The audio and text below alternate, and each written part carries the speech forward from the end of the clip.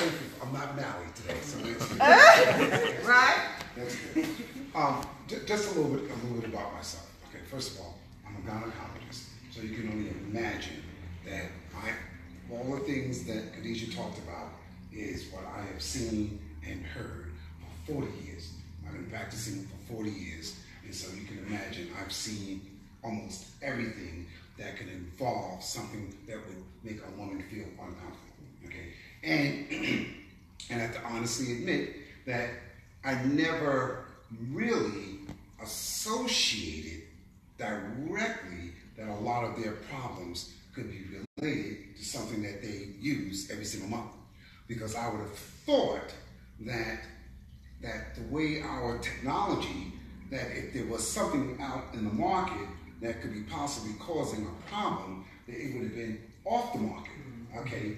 And little did I know until I got involved with Inspire, okay, that there was something that was better and that women basically have been more or less forced, okay, to use what's been out there. So that's been an eye-opener for me, because it makes it easier now for some of the symptoms that women come to complain about.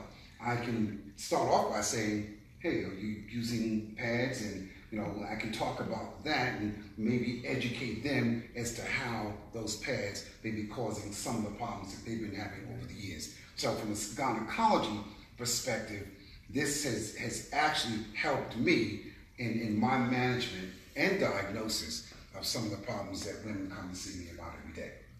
Okay, and Khadijah did an excellent job.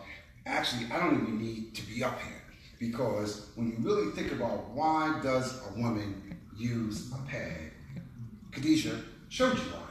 They use it for comfort. They use it because they have a cycle. They want that blood, okay, to be absorbed and away from them. Okay, so therefore, the fact that this is what they've had to use, because this is all that's good on the market, and this is now available.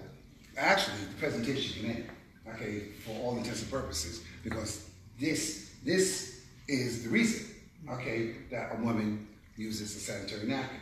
Now she knows she has something that's better. However, it's like, I don't know, what's the expression, icing on the cake or cherry on the pie, whatever, you know the expression, when it's something extra.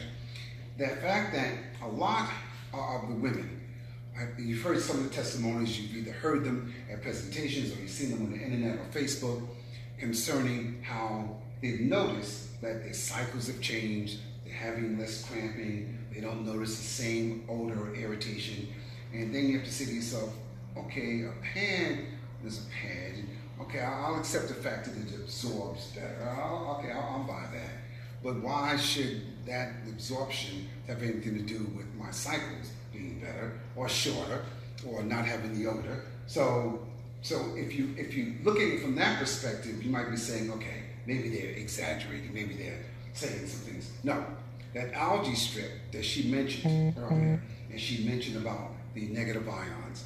Well, it's not just negative ions in that algae strip. There's something called far infrared technology, which I'll mention a little bit about in a second, and nano silver, okay, which is nothing but nanoparticles of silver, actual silver, it's like silverware, okay, silver that's impregnated in that little algae strip. Now even if since telling you that, you're still trying to say, well, okay, you mentioned these three things, how could those things be making somebody feel better? Okay, so let's kind of go through it. Now, I'm not going to spend a lot of time, but I'm going to try to hit the most important points. Let's take the easy one first, the odor, okay? We know that silver, the element silver, okay, is a natural anti-infective agent. This is why when people had burns and they get sent to a burn unit, one of the first things they do is they put an ointment on the burn areas, and that ointment is called silverdene ointment, okay? Because they don't want any sort of infection to be in that area, whether it's virus, whether it's a bacteria, whether it's a protozoa, fungus, they don't want anything. And so when someone comes into the emergency room, they're like, well, what can we put on that we think can take care of everything? And it's been shown that silverdene ointment. So that nano silver just means nothing more than taking silver and breaking it down to 1/billionth of a particle, okay? And therefore, and because of nanotechnology, which means nothing more than being able to do that, they've been able to infuse silver into fabrics, okay? And that algae strip is like a fabric, so that nano silver is actually in that algae strip, so that when a woman is having a cycle, the reason she has that discomfort or that odor is because bacteria that's normally in the vagina, because it's supposed to be there, it keeps the vagina at a certain pH level, okay, which is important because in conception, that sperm has to be in a certain environment in order to get up into the uterus to impregnate that woman. So it's everything is scientific and it's supposed to be the way it is. So when I say bacteria, I don't want some people to think, well, no, there's no bacteria in my vagina. No, there's bacteria in everyone's vagina, but it is a purposeful bacteria. However, when that bacteria comes out of the vagina, now it's not in the environment it's supposed to be in. It's sitting, okay, on that artificial, okay, material, okay, with dyes and whatever other chemicals, and it's sitting right next to the skin. Now that bacteria isn't doing what it was supposed to do, so it's growing, and part of the process of that growth, okay, of the byproducts is why the woman notices the odor. Also why she notices the irritation. Okay, so that is why she has that. There's nothing wrong with her. She's not dirty. Okay, this is just a natural process. Okay, but unfortunately, because of the current pads in the market, okay, there's nothing that's really pulling that blood away from her. So it's like a necessary, what do they call it? Collateral damage. That's the expression. Mm-hmm. The collateral damage of her having a cycle is her having this odor, okay, because the blood is just sitting there, has no place to go. All right, so one thing that the nano silver does, in addition to, you saw the absorptive factor, so when the blood comes out in someone who's using a Cherish pad, okay, first of all, the blood's being taken away from the body. That's the first thing. It's not even being allowed to sit there for a period of time. Now, of course, when it comes through the vagina, it's going to be there for, it has to come out, but at least when it comes out, it's being absorbed. But you have that nano silver on that algae strip to help fight any bacteria that may have come out with that cycle, and therefore that helps with the woman complaining of discomfort, irritation, and the odor.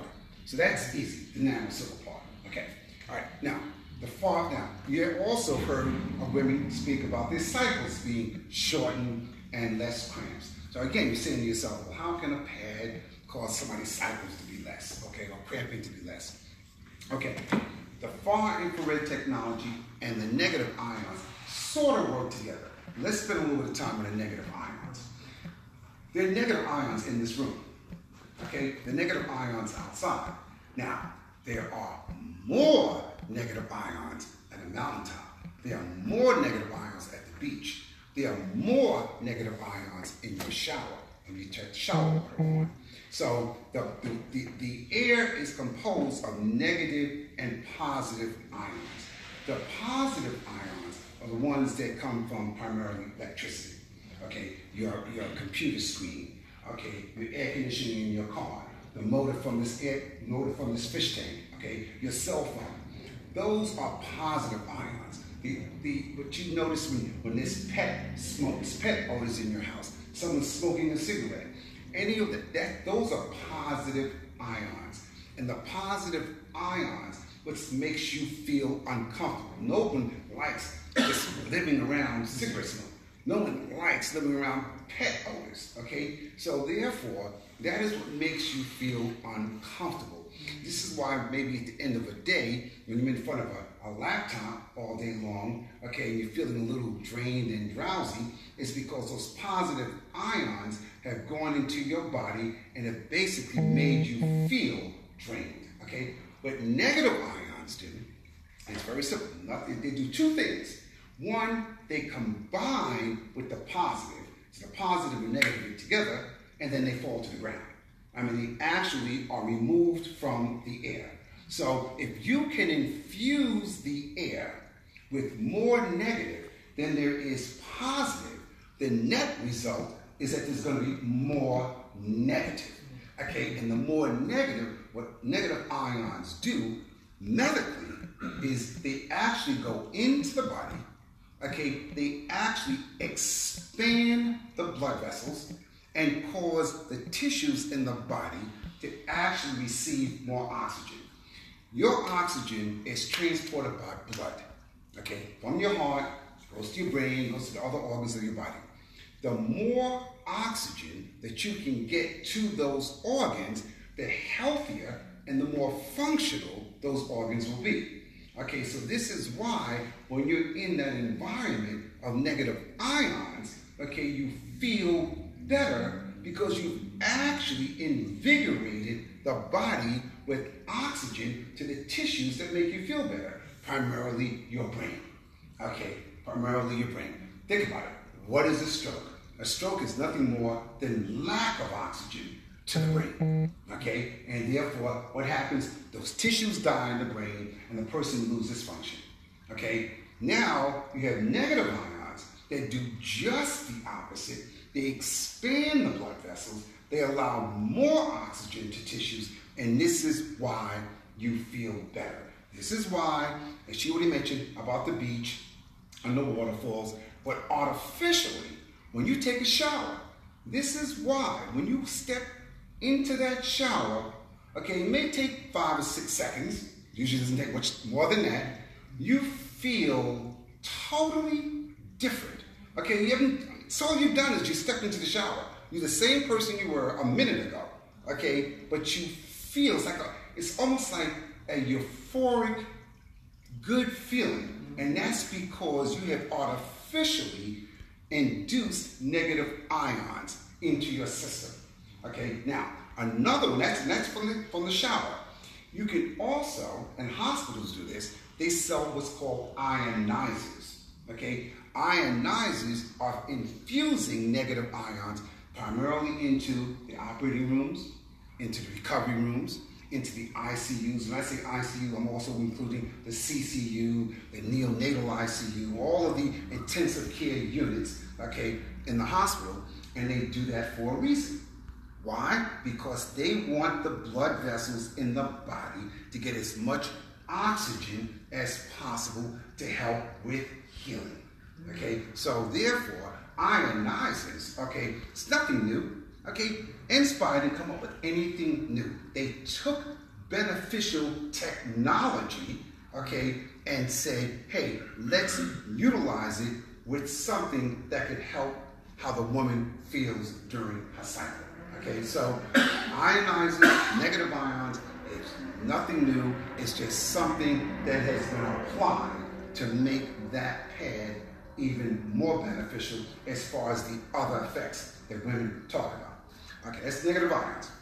Okay, now, the far infrared technology, that's a little more complex, and sometimes, because that's not something you hear every day, people using that terminology, but it's nothing more than thermal heat, okay, that actually comes from even our own bodies. When you've heard about the hands-on or healing, okay, each of us actually emits far infrared technology. And you could just say far infrared, okay? If you take your hand, heat actually comes from your hand and goes into another person. Okay, so that hands-on, and you're thinking, okay, I wonder how that really works. It's because you're actually sending energy, okay, into that person, okay? And so that energy does two things, okay? One, it actually penetrates. I mean, they've actually been able to measure the temperature on the skin, okay, up to a certain distance where they've actually measured the difference when you have far infrared technology being applied. What that does, okay, it's almost like an anti-inflammatory. Okay, it's almost like if you could imagine, if you could take a Motrin and make it a vapor. Okay, if you could take Motrin and make it a vapor and send that Motrin vapor into the body, okay, how it would make you feel as far as cutting out some of your inflammation, that essentially is what far infrared technology does. Now, again, it's nothing new, nothing new. They've been using that technology for years. They've put it into belts, okay? They've put it into arm bracelets to treat a carpal tunnel.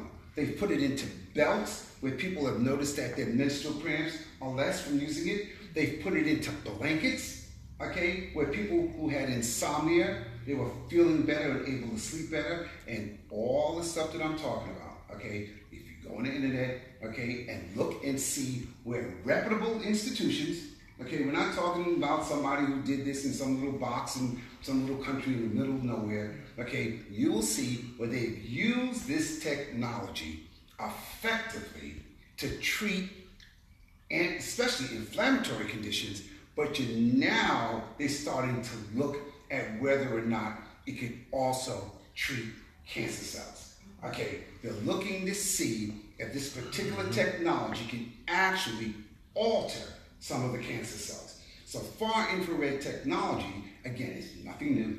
It's been around, it's being employed in other areas, but it is helping to explain why women talk about in the testimonials their cramps being less. Okay, I mean, the average woman who's having cramping is probably taking maybe an Advil on a leave, or she's taking ibuprofen or Motrin. Okay, all of those are nothing more than anti-inflammatories. That's what they are. They're basically super aspirins. Okay, well, that is essentially what far infrared technology, except it's in the form of heat. It's actually in the form of heat that's penetrating into the body. Well, let's face it, if it's on the pad and the pad is next to the vulva, okay, and the uterus is just a few inches away, okay, you can understand how women could experience less cramping at the time of their cycle. And the area where they speak about the cycles being less as far as duration is because if you take the far infrared and you add it to the negative ions, remember what I said about the negative ions, how it increases the oxygenation to the tissues. Mm-hmm. So you have an anti-inflammatory, you have something that's giving some extra blood flow to the uterus. Now, we're not talking about blood coming out of the uterus. We're talking about actually making the uterus healthy, okay, which means it's helping the uterus heal faster, because a cycle is nothing more than the lining breaking down and trying to heal. Okay, so now you have something that's increasing the speed of that healing, and you have something that's cutting down the inflammation of that discomfort. That's why when you hear these testimonials, my cycle being shorter, my cramping being less, there is an explanation. Okay, Khadijah was not in any way trying to say that cotton from the pad, okay, or is going to cause somebody's cycle to bliss. No, the fact is that cotton, the blood is pulled away from the body to cut down irritation. The nano silver is cutting down any of that odor and discomfort. You have the nano silver, far infrared technology, just making her feel. We have an option, and not just an option. We're not talking about should I buy a Honda or a Toyota, okay, because they're both cars. No, we're talking about an option to help your health. Right. Okay, to help your life. That's a big difference. Okay, as far as just one or the other. Okay, to me, this is look at the difference. Look, Khadijah mentioned it. Look at the difference just in the color. Why should there be? All she put was water. She didn't put lemonade. Okay, she put water. Why should there be a difference? Okay, in the color of these two ingredients? Why? Obviously, there's something in here that simply adding water to made it change. Okay, well, that means it had to be some kind of chemical of some sort. The problem is we don't know what the chemical is, because the fact that it is considered a medical device, no one really has to tell us what's in there. Okay, they don't have to. Okay, and I can't, the law is the law. Okay, so I can't knock the companies that don't tell us because they're not required to tell us. Okay, and they surely aren't going to tell us something if they think it might scare the public. I'm not saying that it would, but I'm just saying if they felt that it would, then they're not going to tell us, and they don't have to tell us. So sometimes you just have to kind of use that old-fashioned common sense and say, this is absorbing better, this is changing colors. Why should I use that? Okay, when I have an alternative. So, just anything else I'd be saying would just be, redundant and additive, because I think that Khadijah has basically just doing her demonstration, tells the average woman why they should be using the Cherish pad versus the competitor. I'm just kind of up here just to add a little bit to the science behind why the women feel the way they do, while using and after using the pad. Any questions? I do. I just want to make a statement or ask you, in your studies, as far as the chemicals that's involved with the traditional pads in the store, pads and tampons. I know one main chemical that everybody kind of knows about is the dioxins that's in those pads and tampons. What do you feel as far as how, I guess the manufacturers say that it's such a small amount of dioxin, so the consumers don't have to be worried? How do you feel about the dioxin levels in the pads and tampons? Because someone would say, hey, it's in food, so it's okay. What do you feel about the dioxins being in the traditional pads and tampons? Okay, well, you asked an excellent question, and I'm going to answer it with a statement that's going to make it even sound worse than the question you asked. The manufacturers didn't even say that. The FDA, who we are relying upon, to protect us, they are the ones who said that they didn't feel that there was enough dioxin, to cause a problem, Okay. However, look on the FDA website and see if there has really been a controlled study, to show what is safe and not safe. We don't know what's safe and not safe. I mean, the fact that it's almost like if I say to you, there's a minute amount of strychnine in the water that you're drinking. Not enough to hurt you, but we know it's a poison. We know it's a poison. We know it has the ability to kill you, but we don't quite think there's enough that will kill you. Now, I mean, that doesn't give you any sense of security, because you will still feel, well, why should I have to have any strychnine going into my body? Why any? Forget about what amount, because no one knows what other factors may be going on in your body. What amount of dioxin may tip the scale to cause a problem? We all are not the same. Our diets are not the same. And so why have any amount of dioxin going into the body that is a carcinogen? Carcinogen meaning it can cause cancer. There's no ifs, ands, or buts about it. Because dioxin is a carcinogen. So to say that there isn't enough that is of concern, is somebody saying, well, hopefully, that's really what they're saying. Hopefully, it will not cause you a problem. But the fact that I don't know what else you may be doing, I don't know your genetic makeup, I don't know, if it does, it probably wasn't dioxin by itself, So the problem is the fact that there's something that's bad, that in itself, should be a reason why it should not be allowed, unless you've done a controlled study to show that it cannot cause a problem in anyone. Okay, don't do a study saying it won't cause a problem in 70% of the people. Well, what about the 30%? Don't tell me 90% of the people. What about the 10%? And who are the 10%? Okay, so that's something that the FDA has not done.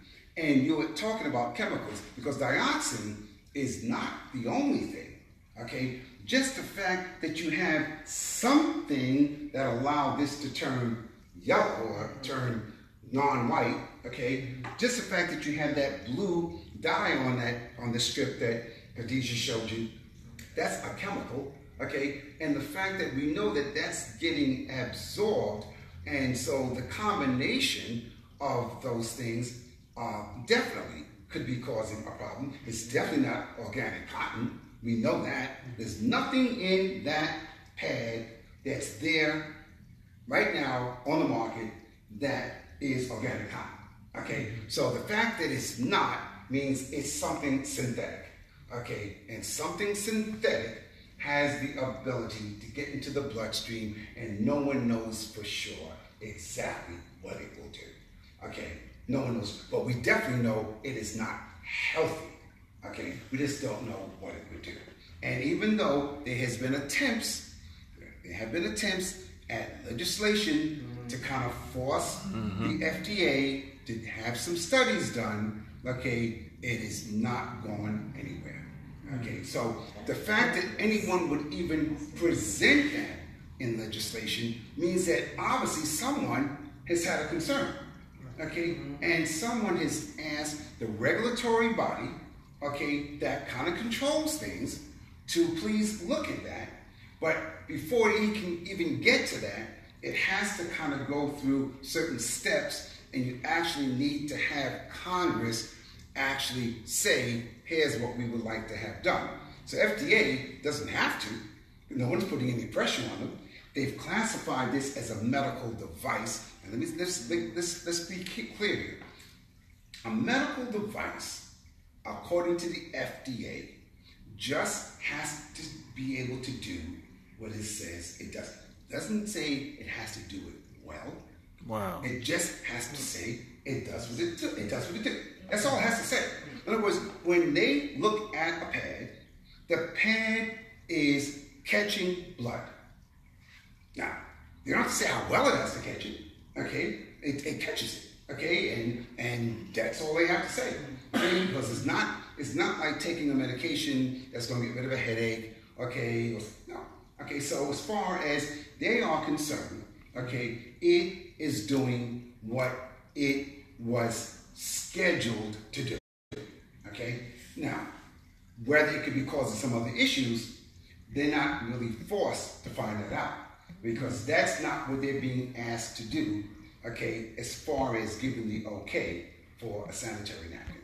They're not asked that, okay? It's like a hairdryer. We have no idea maybe if that hairdryer, okay, could be emitting some rays, okay, that could be causing some problems, okay? I mean, we don't know. No one, I am not standing here to allude that a hairdryer does, but we don't know if a hairdryer can, adds to somebody's Alzheimer's, okay? We don't know that, okay? And the FDA has no obligation to look into that, because the hairdryer, okay, is there to dry the hair. And if the hairdryer is drying the hair, then it is meeting what the manufacturer said it's supposed to do. Okay, so nobody can make them look into that. So that's kind of where we are with those authoritative bodies.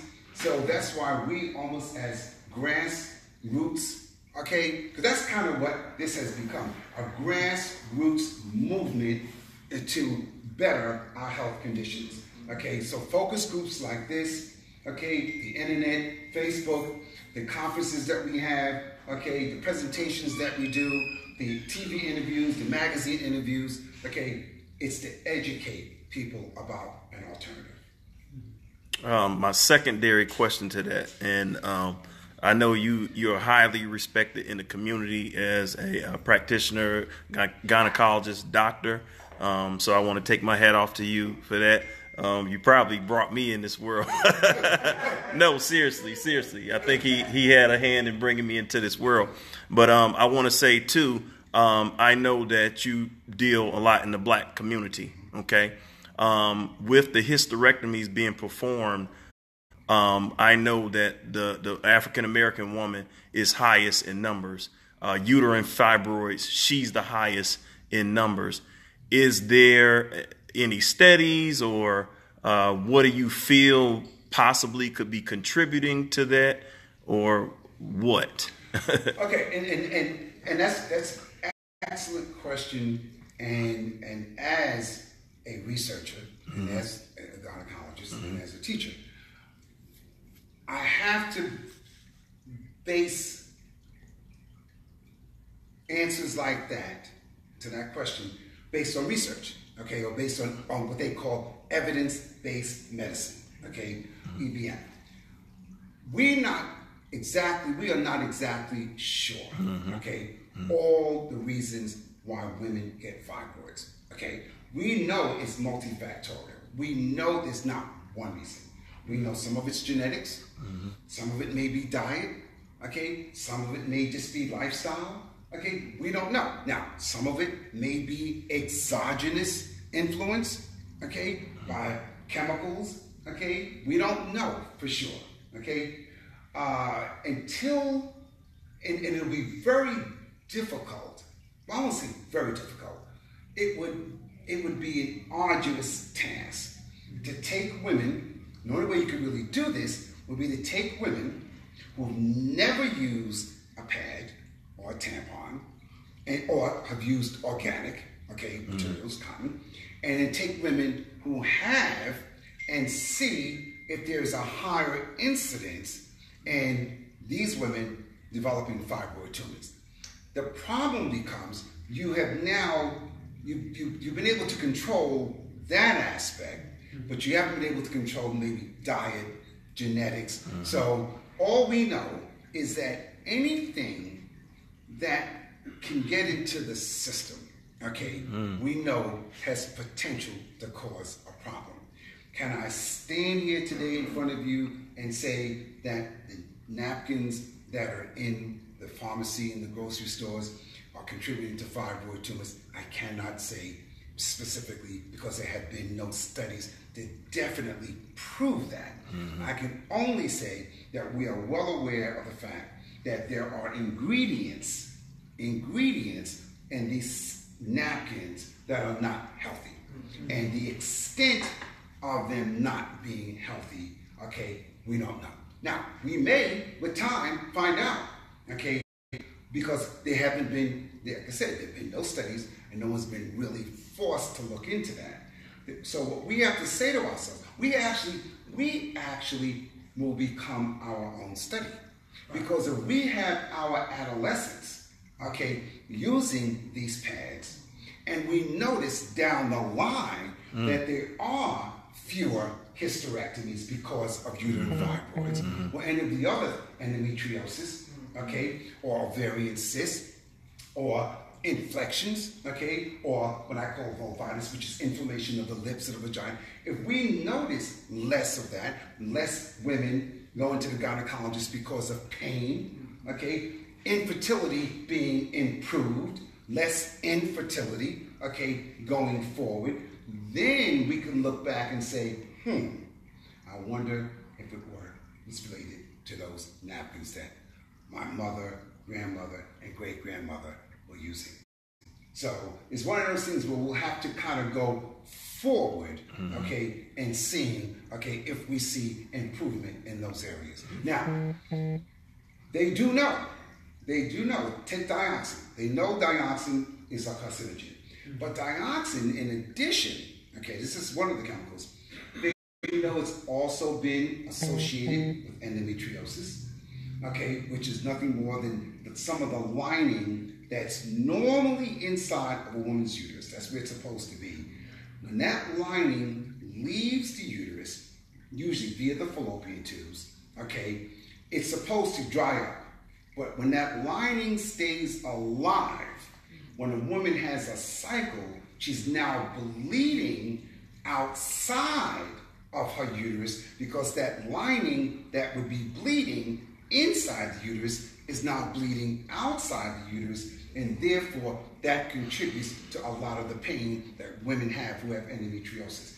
Now, again, they've associated dioxin with that. Mm-hmm. They've also associated dioxin with thyroid conditions, okay? They've also associated dioxin with just what I call general medical health issues in general. So it's, even though we know it's a carcinogen, we also know that dioxin and some of the other chemicals, okay, can cause other problems. Okay, so to answer your question, okay, no, I cannot, even with my research and everything I've read, say specifically that it's related to the fibroids, but we don't know. And probably going forward, we'll get some education from that. Sometimes it comes down to, why would you even take the chance? Right. I mean, as a father, as a parent, why would you give these pads to your children? You know, knowing the risk, it's not even worth it to even see, because those case studies that they're doing probably will never really happen. We just know that they're using, once they get off the traditional product and get on to Cherish, they feel better. That's all we need to know, really, that's it. for the most part. It doesn't, you know, it's that old expression, yesterday is history, tomorrow's a mystery, today is present, okay? And that's why they call it a gift, okay? So my thing is, we can't do anything about that. We can go forward, okay, with the knowledge that there is something safer and healthier, okay, for women to use, because they have to. You know, not that they have to. I mean, let's face it, it's not that they have to. You don't have to brush your teeth. You don't have to take a bath or shower. But let's face it, the majority of people do. Okay, so this is something that they're going to use. This thought just popped up in my head. Okay, so